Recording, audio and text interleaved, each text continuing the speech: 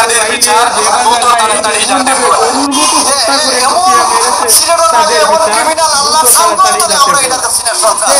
Hello everyone, আসসালামু আলাইকুম রহমতুল্লাহি ওয়া বারাকাতুহু। সবাই কেমন আছেন? আশা করি সবাই ভালো আছেন। আমিও ভালো আছি আলহামদুলিল্লাহ। আপনারা দেখতেছেন বি কেয়ারফুল ইউটিউব চ্যানেল এবং বি কেয়ারফুল ফেসবুক পেজ। আপনাদের সাথে আছি আমি কামরুল হাসান চৌধুরী। প্রিয় দর্শক, চারিদিকে নারী ধর্ষণ, হত্যাকাণ্ড, রাহাজানি যেন বেড়েই চলেছে।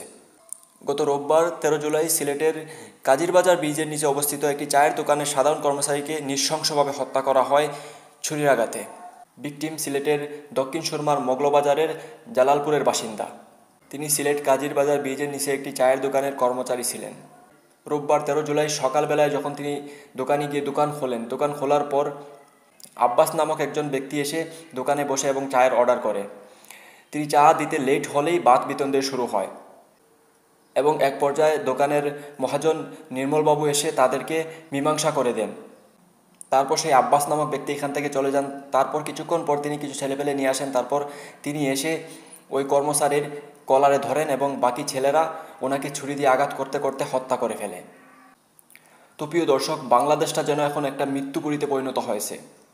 জায়গায় জায়গায় হত্যাকাণ্ড, জায়গায় জায়গায় রাহাজানি, জায়গায় জায়গায় নারী ধর্ষণ যেন বেড়েই চলেছে।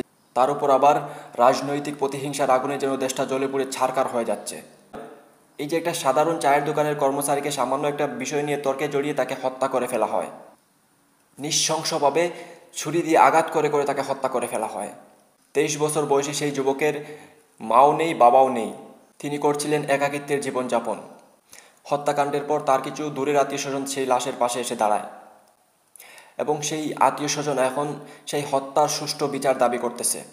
তো প্রিয় দর্শক, একটাবার ভাবুন, সামান্য একটা চা দিতে লেট হওয়ায় সেই কথা নিয়ে তর্কে জড়িয়ে একটা মানুষকে হত্যা করে ফেলা হয়েছে।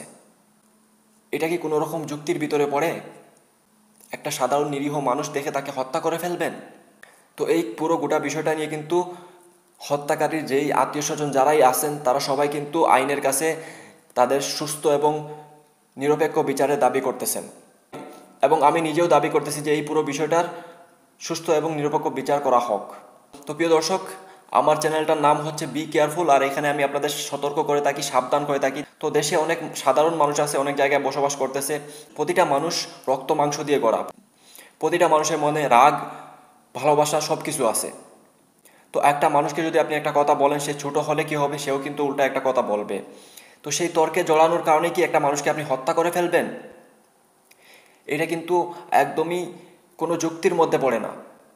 তো এই যে নৃশংসভাবে তাকে হত্যা করা হলো, সেই হত্যাকারীকে অবশ্যই অবশ্যই সাজা দেওয়া হোক।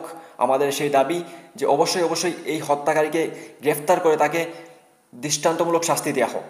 আর যারা যারা এরকম সাধারণ মানুষ আছেন ভাই, তাদেরকে বলতেছি অবশ্যই এরকম বিষয়ে তর্কে জড়াবেন না। এরকম বিষয়ে তর্কে জড়ালে আপনার ক্ষতি হয়ে যেতে পারে। এই যে একটা প্রাণ চলে গেছে, সেই প্রাণটা আর কখনো চলে আসবে না।